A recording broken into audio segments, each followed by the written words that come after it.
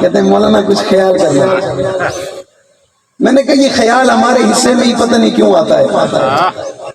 وہ دجال خیال نہیں کرتے, وہ ملعون خیال نہیں کرتے, وہ بدبخت خیال نہیں کرتے, وہ زندیق خیال نہیں کرتے, وہ لانتی خیال نہیں کرتے, وہ ناجائز اولادیں خیال نہیں کرتی, وہ رات کے اندھیرے کی پیداوار خیال نہیں کرتے, وہ گندی نالی کے گندے کیڑے خیال نہیں کرتے. پتہ نہیں ہمارے نصیب میں کیوں آتا ہے. ہمیں کیوں کہا جاتا ہے مولوی صاحب ہلکا ہاتھ رکھنا, مولوی صاحب خیال کرنا, مولوی صاحب کچھ نہ کہنا.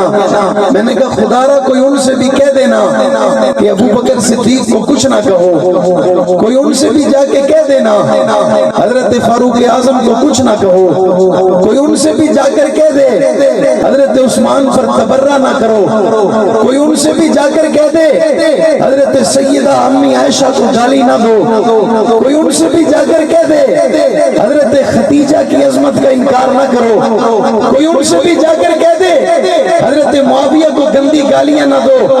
انہیں کوئی کچھ نہیں کہتا, جس کا بس چلتا ہے ہم پر ہی چلتا ہے. انتظامیہ بھی ہمیں کہتی ہے, ادارے بھی ہمیں کہتے ہیں, ہمارے لوگ بھی ہمیں ہی سمجھاتے ہیں. اور یہ آج کی بات نہیں ہے, یہ بڑی پرانی بات ہے.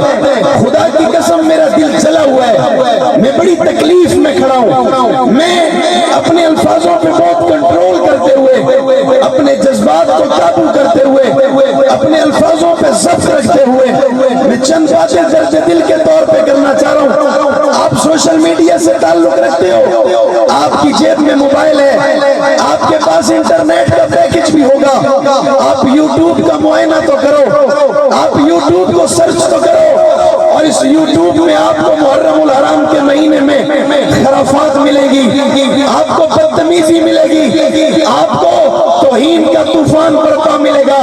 ایک نوجوان بیٹا ہوگا اور اسے کھلی اجازت ہوگی, وہ شریعام میرے ابو بکر کے ایمان پر تبصرہ کرے گا, وہ شریعام میرے عمر کا ایمان چیک کرے گا, وہ شریعام میرے عثمان کا ایمان چیک کرے گا. اسے روکنے والا کوئی نہیں ہے, اسے چپ کرانے والا کوئی نہیں ہے, اس کی زبان کو لگام دینے والا کوئی نہیں ہے, اس پہ پابندی لگانے والا کوئی نہیں ہے, اسے گرفتار کرنے والا کوئی نہیں ہے, اسے ہتھکڑی پہنانے والا کوئی نہیں ہے, اسے جیل میں ڈالنے والا کوئی نہیں ہے, اسے تختے دار پہ چلانے والا کوئی نہیں ہے. میں نے کہا اور تم ہم سے کیا چاہتے ہو؟ ہم نے کافر کافر کہنا چھوڑ دیا. اور تم ہم سے کیا چاہتے ہو؟ ہم نے نعرہ لگانا چھوڑ دیا. اور تم ہم سے کیا چاہتے ہو؟ ہم نے مخاطب کرنا چھوڑ دیا.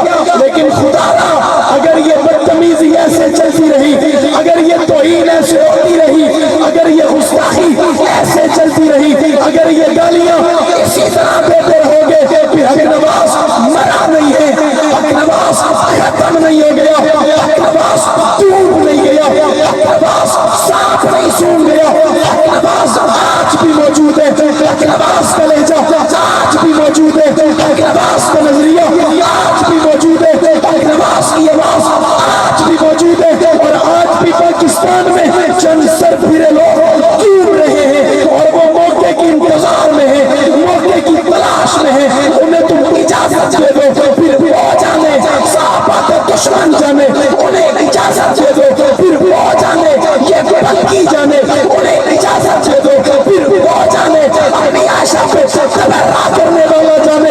یار میں اپنی ماں پہ گالی برداشت نہیں کرتا, میں ابو بکر صدیق پہ گالی کیسے برداشت کروں؟ میں اپنے باپ کی گالی برداشت نہیں کرتا, خطاب کے بیٹے کی گالی کیسے برداشت کروں؟ میں اپنی خالہ, اپنی پھپھو اور اپنے خاندان کے کسی فرد کو گالی برداشت نہیں کرتا. عائشہ پہ تبرہ کیسے برداشت کروں؟ اداروں سے کہتا ہوں, حکومت کے لوگوں سے کہتا ہوں, پولیس افسران سے کہتا ہوں, پڑھے لکھے طبقوں سے کہتا ہوں, وکیلوں سے کہتا ہوں, ججوں سے کہتا ہوں, ان گندی غلیظ بدتمیز اور توہینوں میں سے زبانوں کو روکو, انہیں لگام دو. اگر یہ میرے صحابہ اور اہل بیت پر تبرے سے باز نہ آئے, مجھے رب کی قسم ہے, اللہ نے مجھے زندگی دی, خدا نے میری زندگی میں برکت پیدا کی. میں نواز کے قافلے کا ادرا رضاکار پاکستان میں انشاءاللہ اس نعرے کو دہراؤں گا, اس آواز کو دہراؤں گا,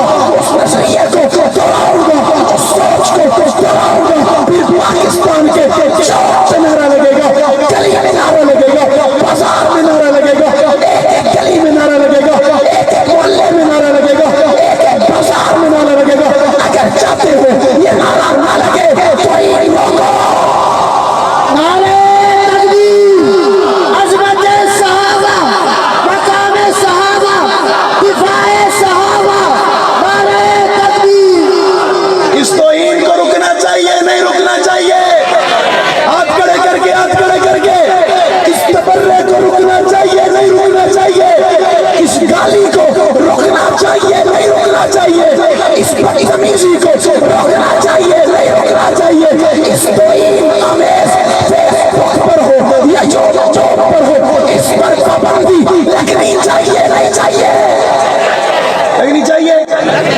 مانتے ہو؟